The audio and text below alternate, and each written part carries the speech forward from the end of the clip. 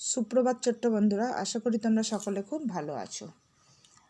আমরা আগের দিন জোড় সংখ্যা, বিজোড় সংখ্যা এবং পূরণবাচক সংখ্যা সম্পর্কে জেনেছি। আজ আমরা যোগ সংক্রান্ত কিছু বিষয় জেনে নেব। যোগ সংক্রান্ত বিষয়গুলো জানতে গেলে আগে আমাদের জানতে হবে যোগ কাকে বলে।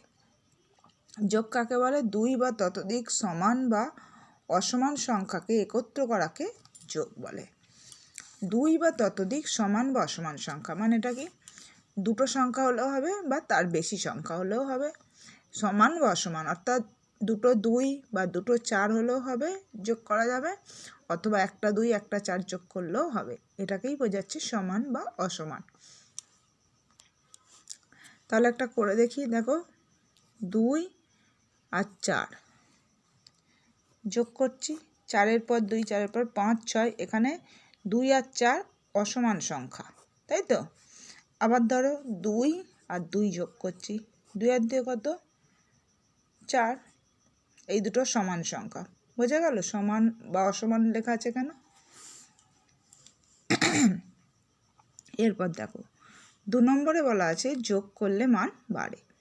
দেখো এখানে আমি 4 আর 2 যোগ করে পেয়েছি 6, 6 4 বা 2 দুটোর থেকেই বড়, তাই তো? এখানে 2 2 যোগ করে পেয়েছি 4, 2 এর থেকে 4 বড়, সেই জন্যই লেখা আছে যোগ করলে মান বাড়ে। তারপর দেখো, যোগ করার জন্য কমপক্ষে দুটি সংখ্যার প্রয়োজন।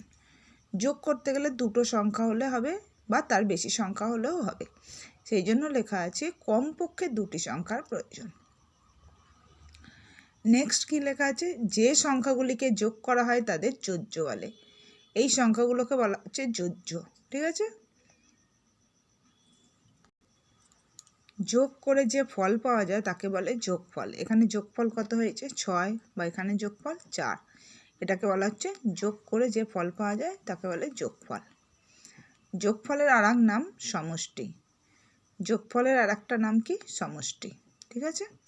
কোনো সংখ্যার সাথে শূন্য যোগ করলে যোগফল একই থাকে। ধরো এখানে 7 লিখলাম, 7-এর সাথে শূন্য যোগ করলাম, 7 আর শূন্য কত হবে? 7ই হবে। নেক্সট কি আছে? যোগ অঙ্ক সবসময় ডান দিক অর্থাৎ এককের ঘর থেকে শুরু করতে হয়। ধরো 2 অঙ্ক বিশিষ্ট সংখ্যার সাথে আমি 2 অঙ্ক বিশিষ্ট সংখ্যা যোগ করছি, 4 আর 3-এর সাথে অর্থাৎ 43-এর সাথে 2 10, 3 23 যোগ করছি।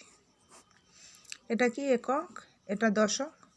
তাহলে আমরা কি করি? এককের ঘর আগে যোগ করি, তারপর দশকের ঘর যোগ করি। সেই জন্য বলা আছে যোগ অঙ্ক সবসময় ডান দিক। এদিকটা ডান দিক, ডান দিক অর্থাৎ এককের ঘর থেকে শুরু করতে হয়। তাহলে যোগ সংক্রান্ত বিষয়গুলো তোমরা বুঝতে পারলে। এরপর তোমরা যোগ অঙ্ক শিখবে। ওকে, আগে তোমরা যোগের ধারণাটা ভালো করে বুঝে নাও, তারপর আমি তোমাদের যোগ অঙ্ক শেখাবো। ওকে, সকলে ভালো থেকো, বাই।